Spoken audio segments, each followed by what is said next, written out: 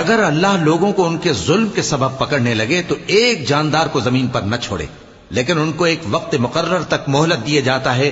फिर जब वो वक्त आ जाता है तो एक घड़ी न पीछे रह सकते हैं न आगे बढ़ सकते हैं।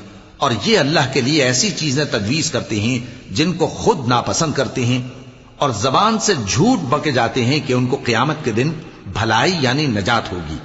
कुछ शक नहीं कि उनके लिए दोजख की आग तैयार है, और ये दोजख में सबसे आगे भेजे जाएंगे।